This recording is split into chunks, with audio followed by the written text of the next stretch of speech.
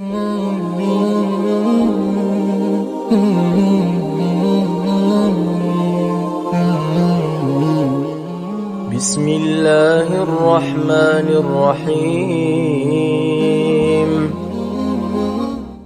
Sesuatu yang sudah sadar kemudian salah masih dikerjakan juga. Tingkatannya setidaknya ada 4. 1, kesalahan yang dilakukan itu menurunkan sifat maaf dari Allah, disebut dengan al-afu. Makanya kita katakan wa'fu anna, mohon ampuni kami ya Allah. Ya, yang kedua, ya, kesalahan itu sudah mengandung nilai dosa yang punya konsekuensi tinggi di sisi Allah Subhanahu wa taala. Berubah ini jadi dzambun namanya. Allah menurunkan sifatnya untuk mengampuni dosa, ini disebut dengan ghafir namanya.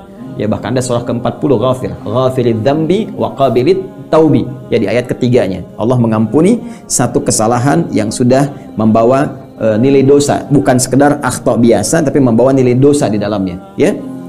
Kemudian setelah itu kalau ada tingkatnya ini sudah naik, agak banyak nih dosanya, agak banyak, maka ini berubah dari dzambun jadi dzunubun. Ya, dalam konteks ini Allah masih memberi peluang untuk mengampuni, ya, mengampuni, maka dia turunkan sifat yang selanjutnya disebut dengan Ghaffar.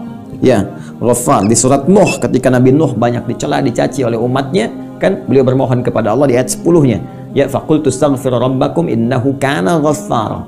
Aku sarankan kepada kalian wahai umatku, cepat bermohon ampunan kepada Allah, innahu kana ghaffara. Ghaffar. Ini kenapa disebutkan Ghaffar? Ingin menunjukkan bahwa tingkat kesalahannya sudah mulai berakumulasi, sudah mulai banyak gitu kan, sehingga naik level pengampunan Allahnya menjadi Ghaffar.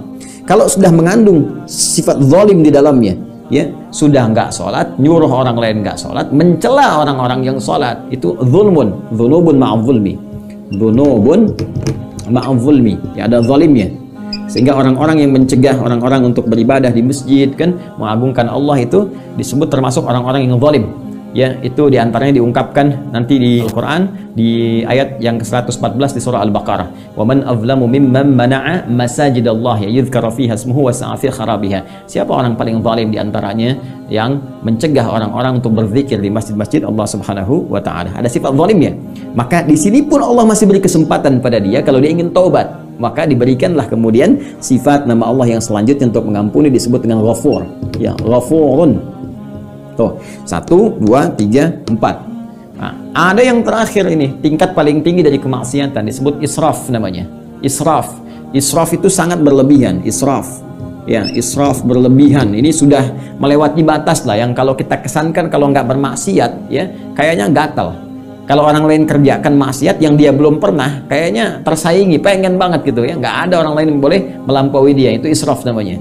Nah, dalam konteks ini pun Allah masih berkenan mengampuni kalau dia bertaubat.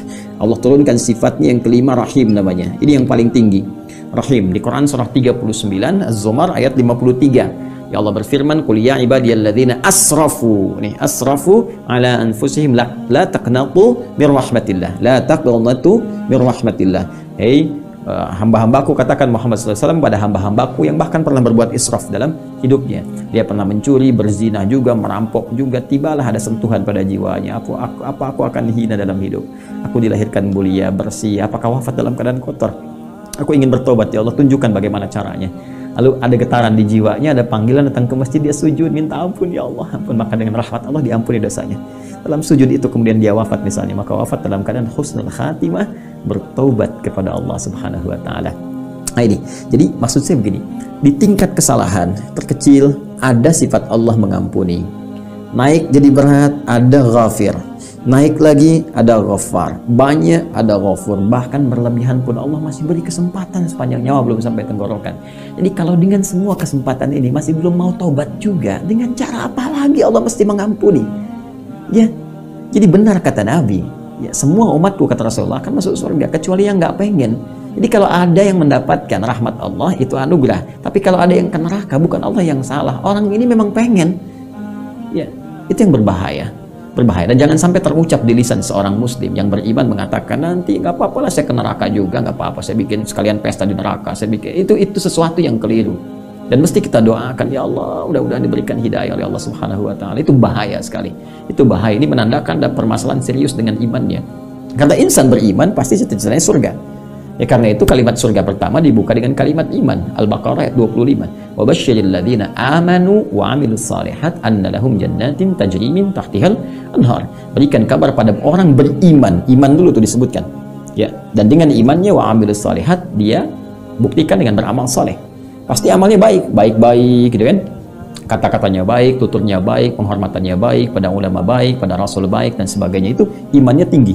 Maka orang ini diberikan kabar gembira oleh Allah, beritakan pada mereka ada jaminan surga untuk mereka sepanjang istiqomah dalam kebaikan itu.